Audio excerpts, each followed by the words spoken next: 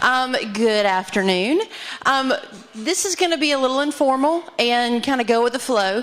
I'm definitely going to talk about the gap harmonization effort that's been going on, but then that's not going to take an hour, promise, unless you've just got that many questions, which is fine. So Lee kind of gave me some ideas of some things that y'all been dealing with, like maybe some of the Amish issues with the animals, some of the kennel washing questions, things of that nature. So if y'all have got any questions, feel free. Once we kind of go over this, we'll kind of just open it up for Q&A. And if you've got anything, is there any media in the room?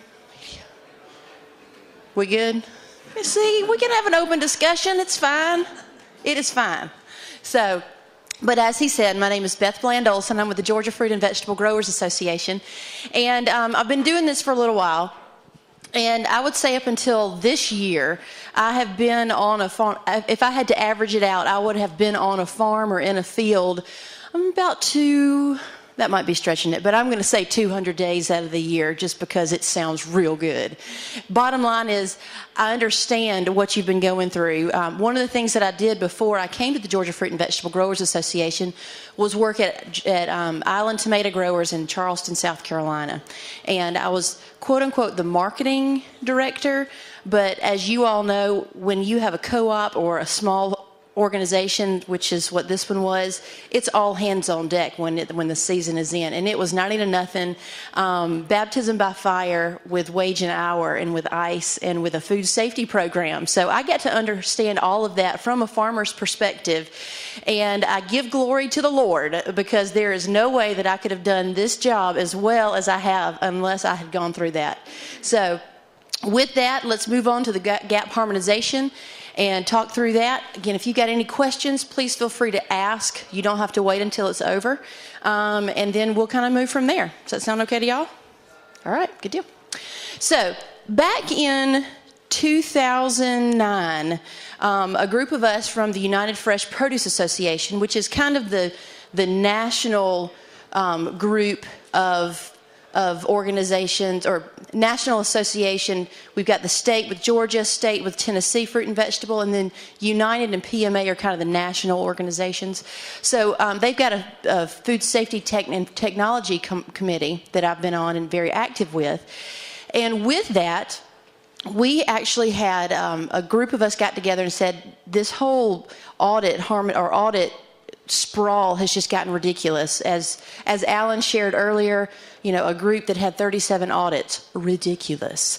And that's just one example and an extreme example of what's going on. But I would say on average, if your farm is of substantial size and you've got more than one commercial producer, you are going to be required to undergo more than one food safety audit. Simply because right now, we simply do not have a federally mandated or industry mandated anything requiring that you have a food safety program. Now, with the Food Safety Modernization Act, which Leanne's going to be talking about in just a few minutes, that may change things just a little bit. But right now, and for the past 15 years since food safety has been in existence, food safety has been something that the customer has required, not the government or any other organization. So with that, and being that there was no oversight necessarily, customer A may say, well, this audit scheme, we'll say Primus, sounds really good, and we understand what the scores mean, and we understand and we like what questions they have, because not only can I get my food safety information, but I can get my social accountability information that I really want to know about, that they're doing on their farm. And I can find out about their sustainability or X, Y, and Z. So I like Primus, I like their scoring, I like their method, and they've got a really good marketing team, and they've sold me on it. Therefore, I, as this customer, this retail chain, am going to use Primus. But then you may have another customer over here, and they say, well, Primus is good and all, but I kind of like this other auditing company. Same questions for the most part. Same questions. But I like this group because this group I understand their marketing a little bit better, and I like the way that their their information comes to me. So I'm going to require this. And it had gotten to that point of one person having to undergo 37 audits or something like that. So we got together and we said, this is ridiculous. Are they different? Are the audits different? If they are, how different are they? If they're not, what can we do to start fixing that? And this is a little background that's not actually in this presentation. So our company or our organization got together and said, we're actually going to research this. So we contacted all the different audit companies. They sent us their audit scheme with their knowledge, and we created basically a spreadsheet. And we had 64 different areas of interest: irrigation water, pond water, surface water, blah, blah, blah. So everybody populated that with their audit checklist. Come to find out, when it was all said and done, everybody came and did presentations about their organization and why theirs was the coolest and why theirs was the best and why you should choose theirs. All said and done, we found that 90 to 95% of every audit was the exact same. The content was the exact same. The documentation and the policies and the operations that they were looking for were the exact same. It simply had a different brand on the top, or that brand was able to deliver that information to your customer in a way that they liked and understood. What we also found out was that your customers are in the exact same spot that you are, going, I don't know which one to choose. This one sounds good because they took me to dinner. Let's go. So we found that to be true as well. Okay, so you're not alone because your customer feels the same way. I promise you that. So actually getting into this now, I do have to give this preface that this presentation is an adaptation given by Dr. Dave Gombas with the United Fresh Produce Association. He gave this at the Southeast Regional Fruit and Vegetable Conference at the beginning of January that we always put on in Savannah. So a little shameless promo here. If you haven't been, talk to me. We'll talk about it later. Okay. So basically, from the Global Harmonization Initiative Committee and the findings that we had or we found and presented came the vision of harmonization, because we had Q&A and all kinds of stuff, and basically it came down to this: to be able to develop a food safety standard and checklist for GAP audits that are globally recognized and acceptable, that are necessary to protect consumers from potential hazards and that may contaminate anything that may contaminate product that is at that stage of the supply chain, and that will build efficiencies into the supplier audit process. Bottom line, that means one audit by any credible third party acceptable to all buyers. All of those words boil down to that. One audit by any credible third party acceptable to all buyers. So thus began the process. So from that, a steering committee was put together, and that steering committee had a lot of big, powerful hitters. It had a lot of folks from the retail and food service industry, including the really big boy that everybody goes after, kind of blue, red, may have a smiley face on there. So all of those guys were there. Farmers were included. Farming associations were included. The restaurant industry was included, Taco Bell and places like that. So everything in the mix was there on the steering committee, and the steering committee has literally steered this entire process.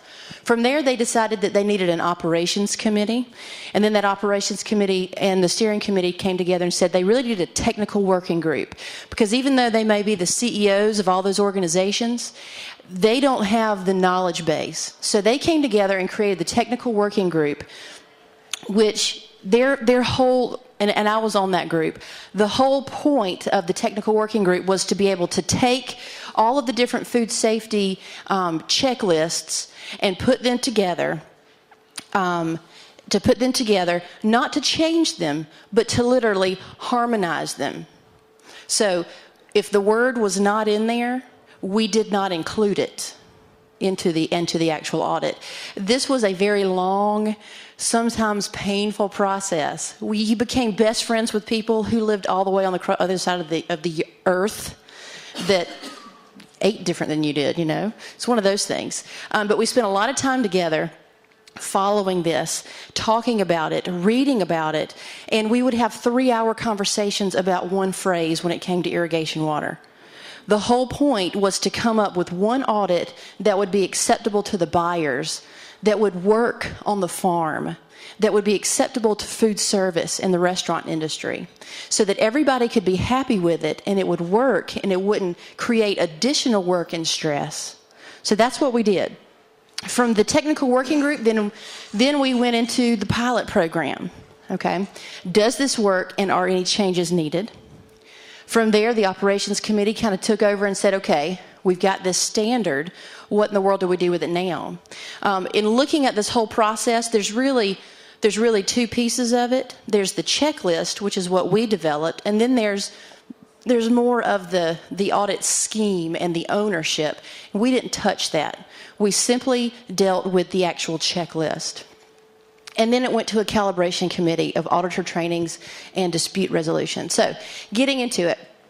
Current status right now is the technical working group is finished. They've gone through, we have finalized everything, we've gone over all of the pilot processes, or all of the pilot findings, and we'll go over some of those in just a few minutes. And we found that it worked, and everybody was happy.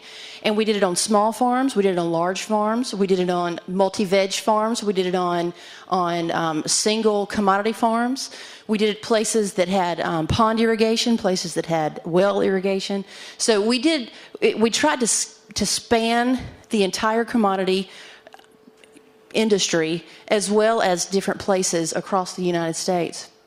The operations committee has completed their recommendations for the management, and all of this is to benefit the industry.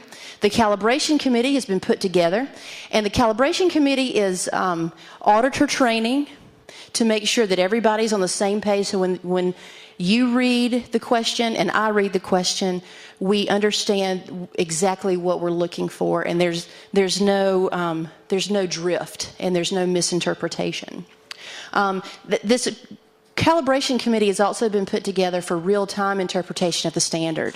And we'll get into this a little bit later too, but basically, if there's an auditor in the midst of an audit and he and all of a sudden he's reading it and begins to audit in one way, but the grower or somebody else thinks it's something else, they're able to take this back to this committee, and within an hour or 2 hours or whatever the time frame is, there can be some understanding and some finalization to it. And currently, we've been working with SQF and with Global Gap in order to take what is the original regular GAP harmonized standard and benchmark it to the GFSI standards. So that will be available, and that was a requirement of some of the folks on the steering committee. Some of them said, we are behind you 100%. We like this effort. We're going to support you, but unless you have this in a GFSI standard or a GFSI format, we can't touch it, because this is the direction that our organization is going.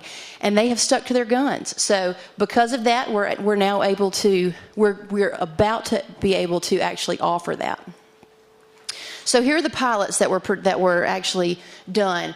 Apple growers, potato growers, leafy greens, mushrooms, citrus, small growers, blueberry, tomato. In fact, USDA has started using the standard as well. So all of these are completed. Once every pilot was completed, we as the technical working group got back together. We went through the entire audit with the auditor, with the grower, with the buyers, and we would listen to all three of them and what they thought about the overall. We would go through question by question for the most part, and they would tell us what they thought about it, how it needed to be improved, if they thought that it met their standards, so forth and so on. Outcomes. Everybody said, the auditee, the farmer, the one that was undergoing the audit, said, this is very reasonable. Either these are things that I'm already doing, or it's a modification of what I've been doing.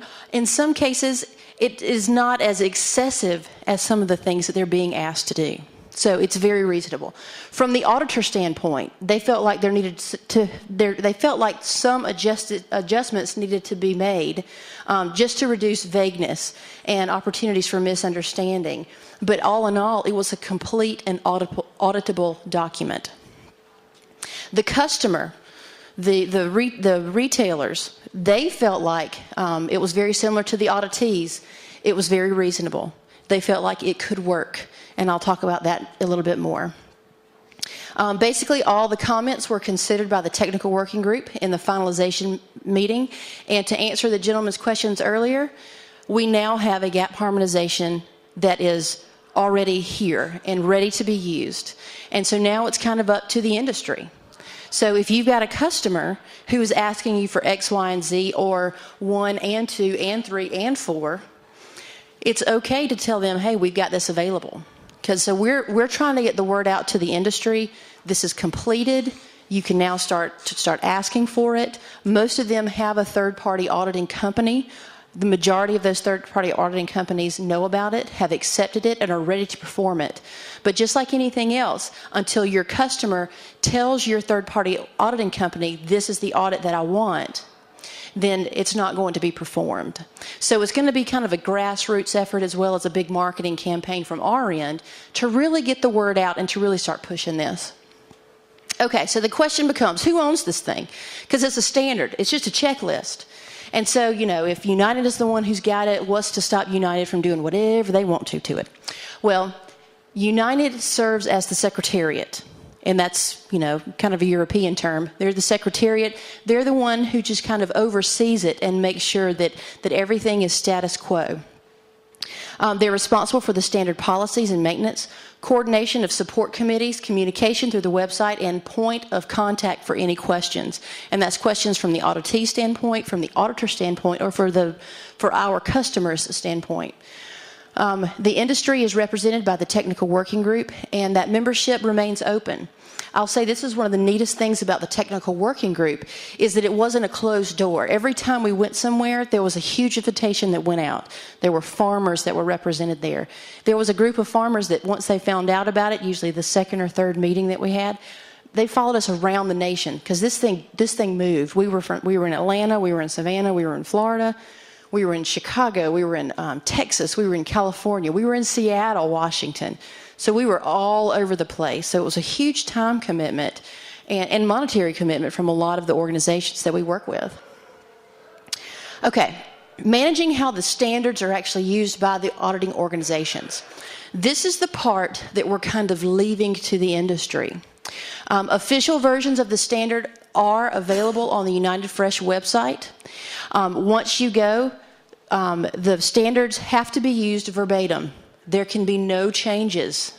No changes in the words at all are permitted. Any questions regarding the interpretation will be handled by the calibration committee. The calibration committee is ready to go. They are standing on go at all times, even though they are part of the industry. They're constantly working. They have the commitment that once a question comes in, it has to be answered within a specific time frame. Once they make their decision on it, it's going to be published on the United Fresh website. But it doesn't just end there. At the end of the year, or whenever anything is changed, the technical working group will come back together annually or to be determined. And the technical working group will then take up that same issue. Now, the decision will stand for the specific audit question that was asked. But if the technical working group then decides, as they are representing the industry, if they make the decision, that's not really what we wanted that question to be, or how we wanted that question to be interpreted, they then have the ability to overturn everything and to make that question more specific. Does that make sense? Anybody? Bueller? Okay. All right. Calibration committee. The calibration committee is comprised of a subset of the technical working group. There were some serious food safety geniuses in this thing. Yes, I may be a food safety dork, but There are a lot more nerds out there than I am. Just saying. But it's a good thing. This is the cool nerd. Okay, moving on. This is a volunteer basis. They are trainers from auditing organizations, subject matter experts from all sorts of commodities and operation sizes. This allows for ad hoc experts as well. So if we've got a very, very, very specific water issue that needs to be addressed, and there's not someone currently on that calibration committee who feels like they have the ability to address that, then this technical or this calibration committee can bring on ad hoc experts. It also, again, allows for real-time disputes, for interpretation of questions, and the development of competencies for auditors. Here is our calibration committee. So we've got, let's see, a retailer, an auditing group, a grower group, USDA, restaurant, growers. So there's all parts of the industry are there. So the process to actually resolve disputes on an interpretation, first, we're leaving that up to the industry. We're leaving that up to the auditing group. So if there is a question about one of the questions, if it is Primus, or if it is UC Davis, or if it is NFS Davis, who is the auditing company that is actually doing the audit, first we're going to leave it up to them to see if they can come up with a resolution. Because they have been trained extensively. If they cannot come up with a resolution, then it becomes the responsibility of that calibration committee. Again, decisions will be reached by the quorum of the committee. Those will be published on the website, and then decisions are subject to review and approved by the full technical working group. Questions about that? Okay, so then the question may become, well, how do you update this thing? How do you adjust the standards? So what if in the next year somebody actually continues to do all this water research and we have a really good metrics, a really good number that says, well, this is what your water levels need to be. Generic E. coli, total coliforms, whatever. This is what it needs to be. There is the freedom now that we can go on here and we can actually update this to make it relevant. So recommendations and requests are submitted to United Fresh and posted on the website for comment, much like a regulatory document that USDA or FDA may be putting out. So they put the issue out to the industry, and then they allow the industry to comment on it. Once all of those comments are completed, they will be reviewed by the calibration committee. Then the calibration committee will give a recommendation to the technical working group. Now, this may seem like a very labor-intensive process, but we are doing our best so that there will not be one set of people or one person making all the decisions and really deciding what the food safety industry or food safety recommendations needs to be. What we found is in the past, that's already happened. So there's been a small club of people that have gotten together and said, this is what we think food safety needs to be. And then they throw it out there and the industry goes, whoa, I don't know what this is, and I ain't doing it. Done. Next. So what they found is that having this open discussion, this open forum to be able to discuss freely what the issues are, what the recommendations are, and it's not a closed group or a cloak and dagger type thing, it seems that the industry is embracing it much better and much easier. So once the technical working group considers it, action is then taken. Again, all changes are posted on the United Fresh website, and the industry will be notified. Process to accept audits used by actual auditing companies. So different companies, your customers, different companies have different priorities that they're looking for. Your customer may say, I just want a low cost. Doesn't matter what it is, just as long as it's cheap, get it done, we're good. Others may say, well, I really want GFSI. It's got to be GFSI benchmarked, Global Food Safety Initiative benchmarked. Others may say, well, I really want it backed by the government, so I really want a USDA audit. Frankly, we don't care. They can do what they want to. So the whole point of this is to drive universal use of the standards and leave choosing who does the audit up to the industry. We're basically leaving it up to the marketplace.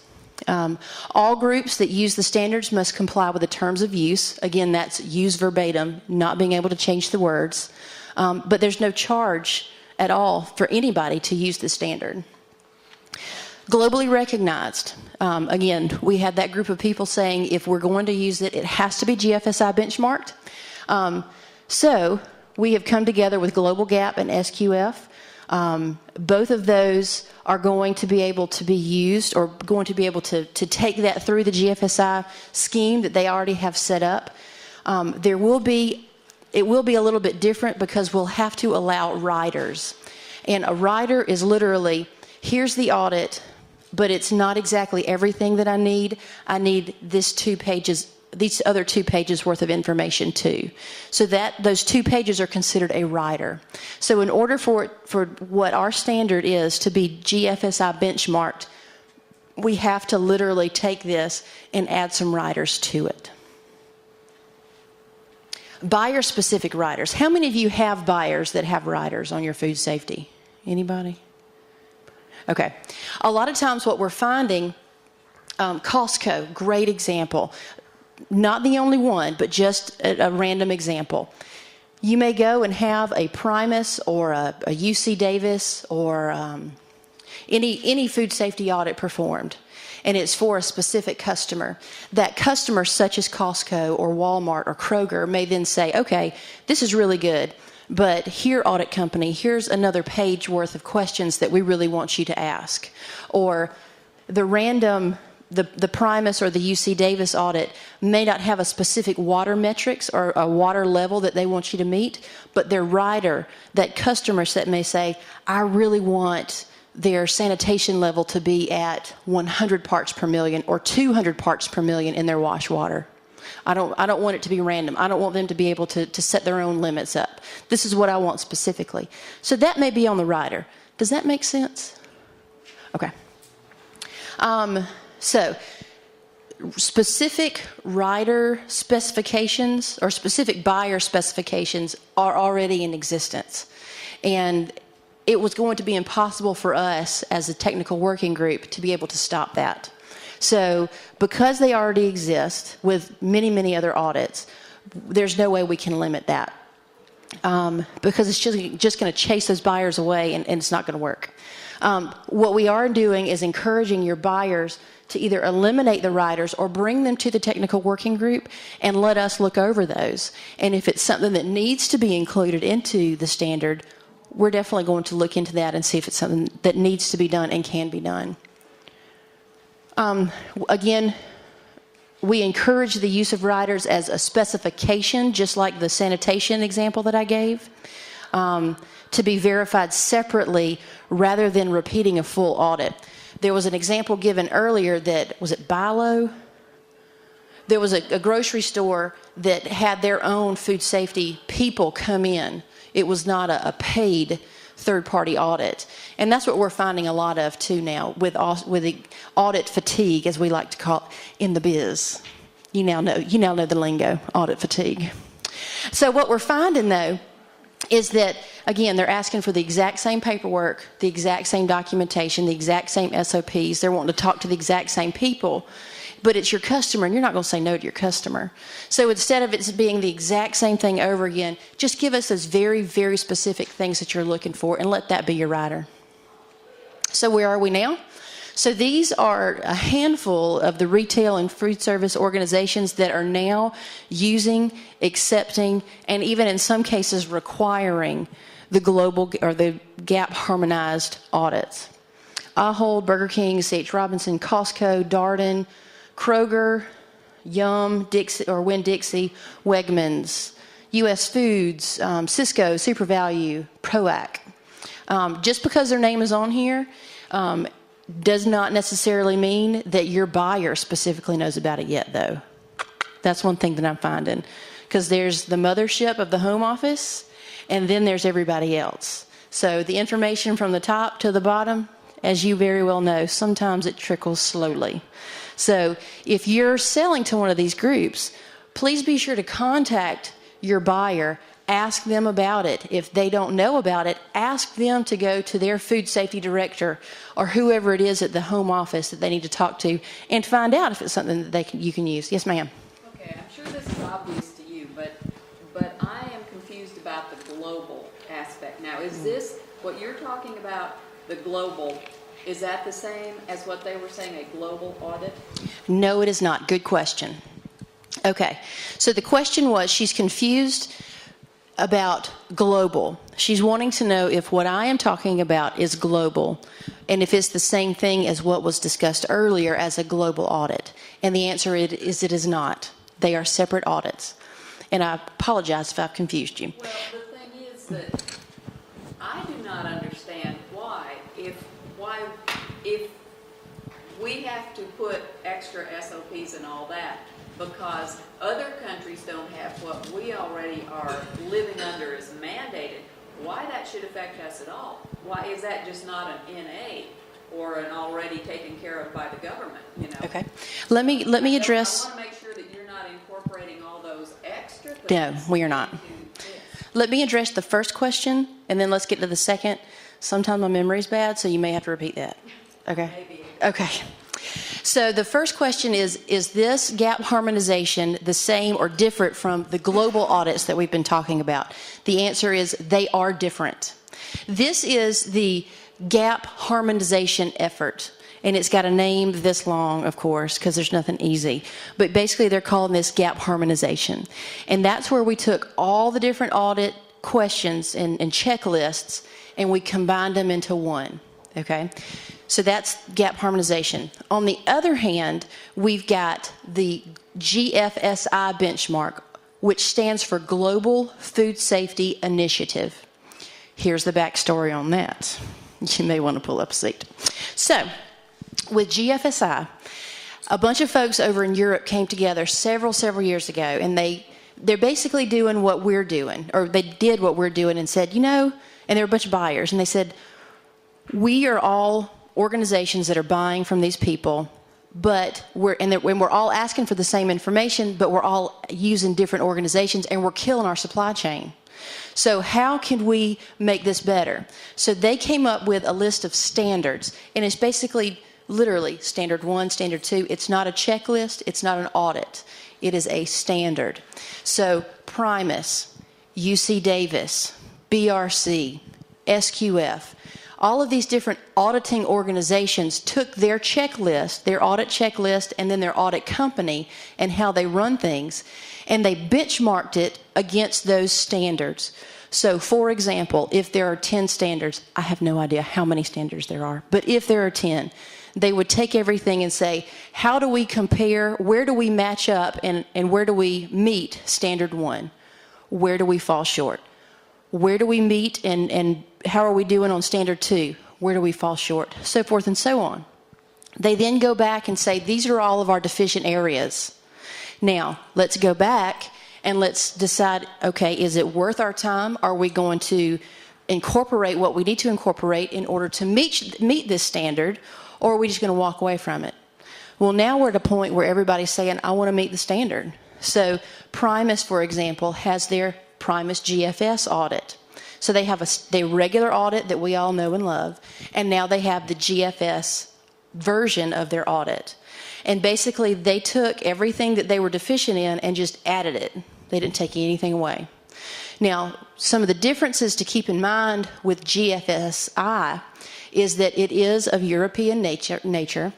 There's nothing wrong with that. They are the motherland. There you go.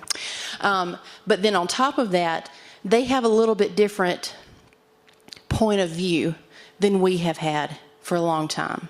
They are very concerned and put a lot more emphasis on all chemical use, fertilizer, pesticides, additives, etc. So there's a lot more questions there. Environmental stewardship and sustainability. There are more questions around those areas. Worker hygiene, social accountability with your workers. There's more questions there. So they're very good things, but one of the One of the philosophies that came to light in that 2009 meeting that I was telling you about at the very beginning was that everybody, including the buyers, were saying that it's not food safety specific.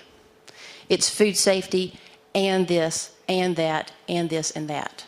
And everybody wants to get back to a food safety audit. If you're going to call it a food safety audit, then that's what needs to be in it. And so that's what the GAP harmonized audit is. It is a food safety audit. It does not incorporate buying practices, environmental stewardship, and any of that stuff. It is food safety. So that's where they are different. Same thing with this group. They're taking that GAP harmonized standard. They are benchmarking it to GFSI. And now wherever it was deficient, that is now a rider. So you will have two options. You can either have the regular GAP harmonized audit that we, again, will all know and love. And then you will have the option to have a GFSI benchmarked GAP harmonized audit. Does that make sense? Okay. Your second question dealt with basically why do we have to do it if it's their idea? I was just wondering if what you were building here was basically all the extra things that shouldn't pertain to us because they're already governed. They're Right. already controlled by the government. Right. That right now the stuff that is governed by the government that is in a food safety audit is pesticide use and OSHA, anything dealing with OSHA. Everything else is kind of up in the air. There may be some regulations that say it should be like this and it should be like that, and we would like to see this or would like to see that, but that's what we're going to, I feel like we're going to get more answers about those specific questions with the Food Safety Modernization Act and all of the different regulatory rules that are going to come than we have now. My concern is that we sure don't need anything more that doesn't have to do with food safety. We don't need to have a plan because, Liberia doesn't have something. We shouldn't have to deal with that. Amen, sister. No. Amen. The other rider would probably be wage and hour. Wage and hour, because I know I've been on a global food safety initiative audit, and they really get into, they pretty much kind of ignored it because it was the U.S., but there's questions about fair economic trade, about fair worker wages, and that you wouldn't basically put another country at a disadvantage for the wage rates you were paying. And like I say, the auditor I sat under kind of just said, well, this really doesn't pertain to us, but it was part of a global food safety initiative audit. Where until it is fully benchmarked, until the GAP harmonized audit checklist is fully benchmarked against the GFSI standard, we will not know what those specific riders are that will make it comply with GFSI standards. But wage and hour may very well be one. We though, unlike many other companies, we do have wage and hour that heavily monitors what we do, especially on the farm. No, I agree, but Yeah. that was part of the audit, Yeah. when we were doing it. Yeah. Okay. Yes, sir. In your opinion, which of the audits does the harmonized audit most closely resemble? Hold that question. I'm like 2 slides away. Let me finish, and then we're going to get back to that. Don't forget. Write it down. Okay. So where are we now? These are the people who have accepted it. These are the audit organizations that plan to use the harmonized audit. USDA has adopted. Have they fully adopted it? Leanne, do you know? I think they have too. Beth Oleson is saying, USDA is not saying, but Beth Oleson is saying that she thinks that USDA is completely integrated this harmonized standard. NSF Agriculture has replaced their own audit with the GAP harmonized audit. And all of these other organizations can do pretty much any audit that you need to have done. So if you've got 4 different organizations asking for something, most of these groups you can go to and they can do them all either at once or through the same organization. Here's the on-farm food safety project that Faith was talking about. And this was actually put together with USDA money, grant money, Risk Management Agency, RMA money. And this is a free tool. It is called the On-Farm Food Safety Project. And I believe the web address is familyfarmed.org. That's familyfarmed with an ed.org. It is a free tool, and all of the SOPs and everything that's on here is specific to the GAP harmonized audit. So it is yet another tool that is used. This was actually, when it was put together, it's been piloted with farmers. So it's easy to use. It's not that cumbersome, and it's free. You download it. You've got a Word document. You just keep on moving. Anytime that you want to know more about what's going on with the Produce Gaps Harmonized Initiative, it's on the United Fresh website. And they've changed their website just a little bit. So right here on the home page, there's now a little scrolling toolbar. So you come to this little symbol that says Produce Gaps Harmonized Initiative on their homepage, and it'll take you right here, and you can read how it got started. You can actually open and download all the audits and checklists and read those. You can find out who's on the steering committee, who's on the technical working group, etc. So any and all things harmonized, GAP harmonized related is here. So with that, it's over. Now, what was your question again? I forgot. What audited most, the U.S., what audited the harmonized most? Well, honestly, there is nothing in there that you have never seen before, because it is literally taking these audits, and we started, say there were 9 or 10 audits that we put together, and we would go to the first question on the water section, and we would read the first question, and that would be the starting question. Then we would go to the second question and say, does it say the same thing? Does it ask for the same things? Does it say it any better? Do we like any parts of this question better than this one? Is it more clear? And then you go to the third, and then the fourth, and the fifth. It took hours. So literally, as I told you at the very beginning, everything that we've seen so far is 90 to 95% the exact same. They just had different words and maybe a different layout. So it's going to be very similar to all of them, to any and all of them. So it's the same as they're used to. Yes, sir. This audit say you grow 3 or 4 different crops. You have to have this for each crop, or will this cover everything?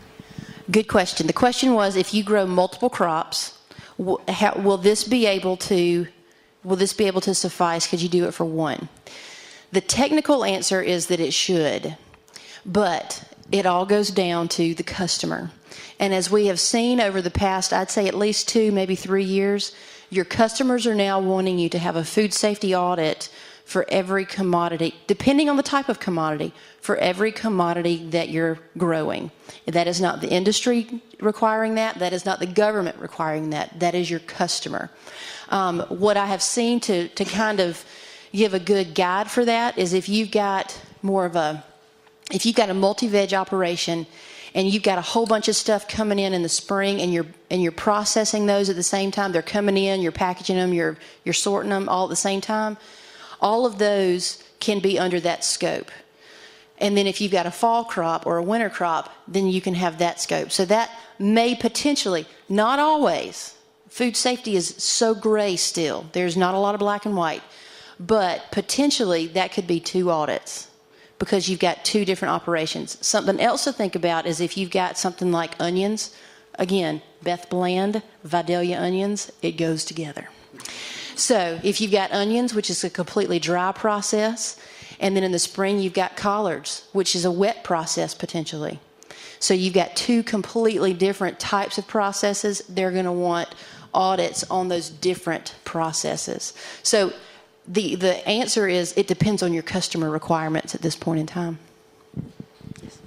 I know this is kind of along Steve's question, But you know, with the leafy greens marketing agreement working so hard because of the inherent risk of being a low growing crop, and now with, of course, the amount of tomatoes that's being consumed, and so the Florida growers, you know, doing a audit and then the tomato metric put together, you maybe foresee that in the future there may be a general farm audit, and then maybe either legislatively or buyer oriented.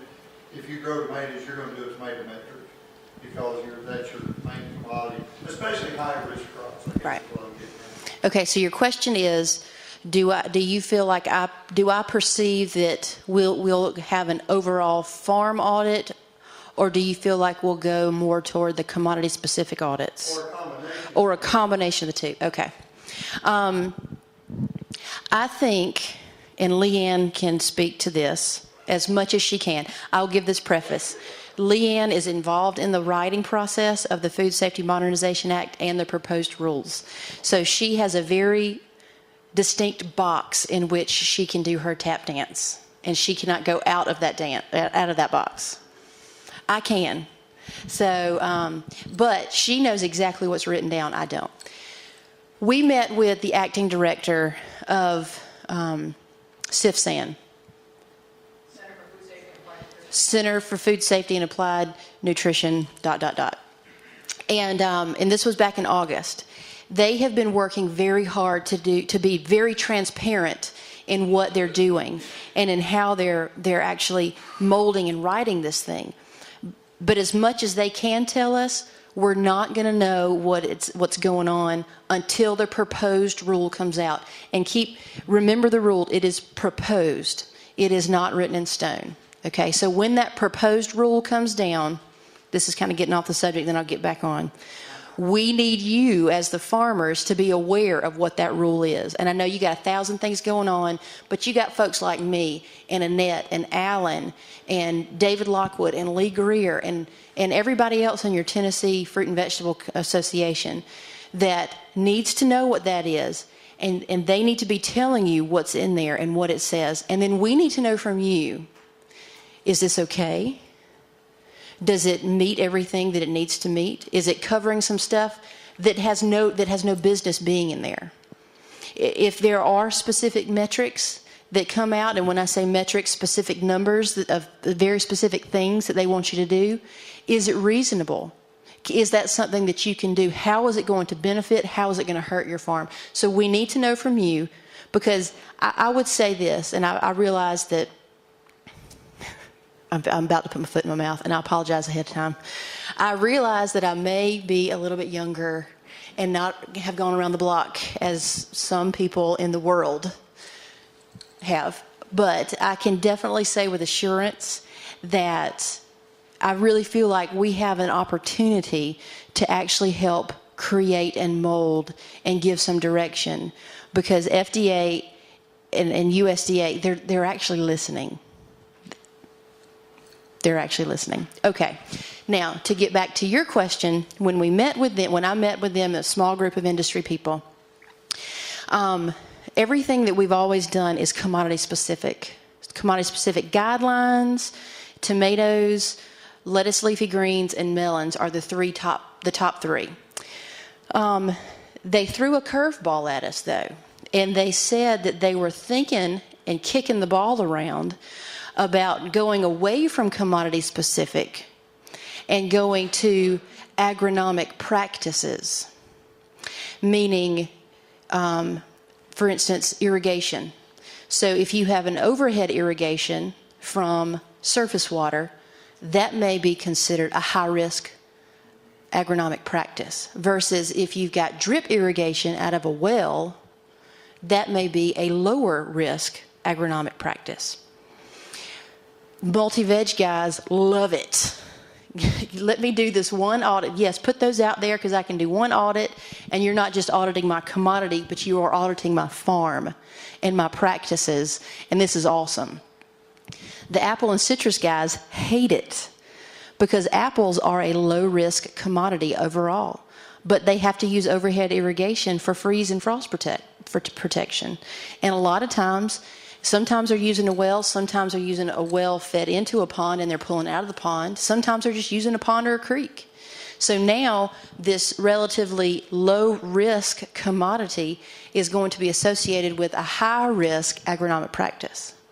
So that is what they shared. That does not mean that that is what's going to come out.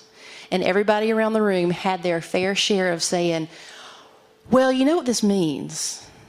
And they did not hold back, and they let the FDA know exactly how that was going to affect the industry as a whole. And the citrus guy that was standing there, he is not afraid to share his opinion with anybody. And he let it be known. So could it happen? Absolutely. Will it? No idea. And again, I think it's going to come down to the customer. Even if we've got regulated, here's the baseline, I think it's going to become a baseline, but it's going to come down to the customer.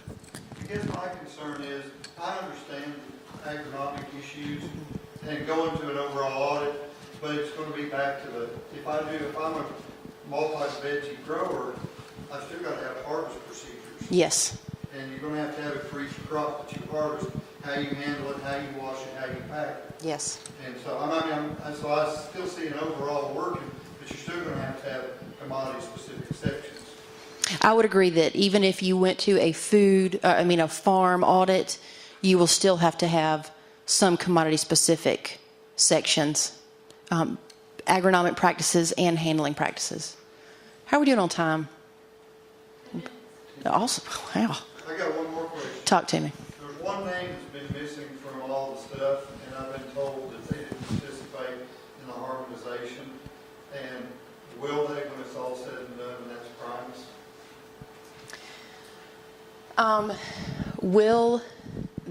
The question was, he has heard that there was one auditing company that chose not to participate in the GAP harmonized initiative, and that is Primus. And the answer is no, they did not choose to participate. The second question is, do we feel like they will participate? And I feel like if the industry market demands, then they will. Yes, sir. So everything you said, it all comes back to who's buying the tomatoes or who's buying whatever. Yes, so it all comes down to your customer. So if you've got somebody that's buying 100 loads of tomatoes from you a year and they say, this is nothing to me, I want something else, so we're right back where we started. Absolutely. He's saying that if you are a tomato grower and you have you're selling somebody 100 loads a year, and they say that this GAP harmonized thing doesn't mean anything to them and they want something else, is this just thrown out the window? And the bottom line answer is yes. Right now, and this is Beth Olison's opinion, this is another audit out there. What we've got to do as an industry, from your level up and then from the CEO level down, is we've got to put enough pressure on these folks and say, we can't do this many anymore. Here is a very viable audit scheme, audit checklist. It asks everything that you've been asking me for years. Use it. And going to each one of your buyers that are asking for these things and requesting, will you accept this? If so, when? So it's getting to that point. Yes.